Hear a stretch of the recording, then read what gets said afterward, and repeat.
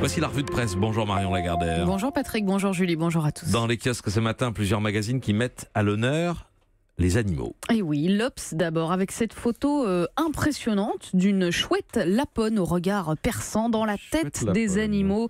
Oui, moi personnellement, j'en avais jamais vu. Entretien donc avec Peter Wolleben, auteur du best-seller La vie secrète des arbres, écoulé à plus d'1 million d'exemplaires, qui réitère l'exercice avec un livre sur les bêtes. Il appelle à briser l'idée selon laquelle le monde vivant serait une pyramide de la dignité dont l'homme est le sommet. Alors il évoque l'intelligence des abeilles, le sens de l'équité chez les chiens, la hiérarchie chez les lapins ou encore le deuil chez les cervidés, des concepts largement anthropomorphisés, mais c'est volontaire, homme ou animal, dit-il à l'Obs.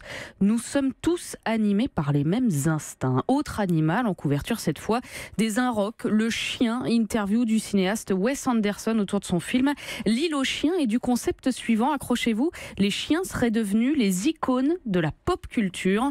Enfin, on peut citer la revue de culture générale L'éléphant qui sort aujourd'hui et nous rappelle que ce n'est pas la première fois qu'on interroge à ce point la nature humaine à travers les animaux. Numéro spécial Jean de La Fontaine, dont le premier recueil de fables a été publié il y a précisément 350 ans, avec un but assumé, se servir des animaux pour instruire les hommes. Les fables sont un miroir impitoyable pour l'humain, écrit Christophe Hardy, parce qu'elles révèlent la bestialité de l'homme. La Fontaine y dénonce en réalité l'homme comme la pire des bêtes par sa cruauté, son goût de la violence et la destruction. Voilà, ça permet de bien se rafraîchir la mémoire autour de fables qu'on a parfois peut-être oubliées, et c'est à lire dans la revue L'éléphant. Alors on parle de cruauté, de goût de la violence et de la destruction. L'autre titre ce matin, cette fois dans les quotidiens, c'est le procès des djihadistes de Lunel. On en parlait à 8h, oui. Procès qui s'ouvre aujourd'hui à Paris. Le procès des aidants du djihad, résume le Figaro, celui d'une pépinière à djihadistes, ajoute Libération. Lunel qui est également en une de Midi Libre et la Dépêche du Midi. Tous reviennent sur l'enquête, sur la partie judiciaire, tous sauf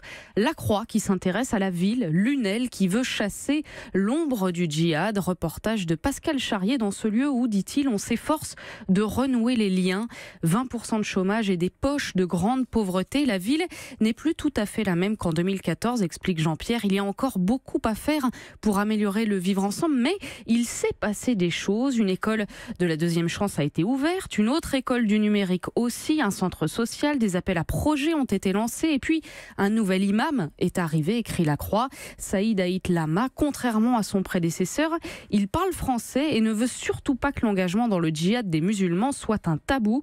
Ça ne suffit pas de dire que l'islam, ça n'est pas ça, dit-il. Il faut que nous luttions tous ensemble. Moi, je ne veux pas simplement tourner la page, il faut l'arracher de manière définitive. On avance, résume un animateur. On est sur la bonne voie, sachant qu'il y a un point qui rapproche tout le monde, ajoute Rachid, c'est qu'on en a ras-le-bol de voir notre ville stigmatisée. Lunel, ça n'est pas que ça, ajoute son frère Amar, et de donner en exemple le muscat produit par un de ses amis à qui, au salon du vin, des acheteurs ont inévitablement parlé non pas des cépages, mais de Daesh. Récit d'une lente et minutieuse reconstruction à lire donc dans La Croix. Et puis, chaque jour, son thème de débat. Hier, les éditos portaient tous sur la SNCF. Ce matin, c'est tous sur la réforme constitutionnelle. Et oui, moins de parlementaires et une microdose de proportionnel. L'affaire n'emballe personne. C'est un symbole pour le Figaro. Un ripollinage consensuel pour la montagne. Un ripollinage de façade qui ne mange pas de pain pour les dernières nouvelles d'Alsace.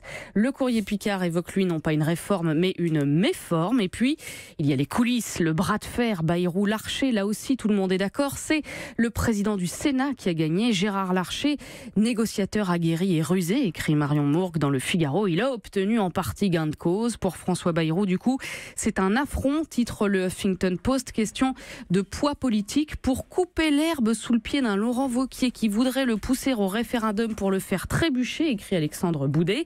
Emmanuel Macron a préféré arracher un deal avec Larcher. Et oui, la politique du billard à 3 bandes ou la réforme finalement, eh bien c'est assez secondaire. Enfin, puisqu'on parle du Parlement, je vous signale le dernier numéro de la revue Charles, Vie ma vie de député, une fonction violente, affirme notamment le débutant Cédric Villani, qui confie avoir perdu beaucoup de poids et des cheveux au début de son mandat et qui pose en couverture avec son éternelle araignée à la boutonnière. Évidemment. Enfin, cette question à une du dernier numéro de la revue Americana Monica, que reste-t-il de l'Amérique sauvage? Oui, on parlait des animaux tout à l'heure. Eh bien, le magazine nous dépeint des grands espaces défigurés, ravagés par la course au pétrole, des rivières polluées à l'arsenic et au plomb, les bisons et les cygnes dont l'habitat naturel est réduit à peau de chagrin. Et puis, il y a ce récit signé Peter Fromm qui, après l'avoir fait lui-même, incite le lecteur à retourner à la vie sauvage dans la forêt, isolée, loin de tout. Prenez des skis ou des bottes, dit-il.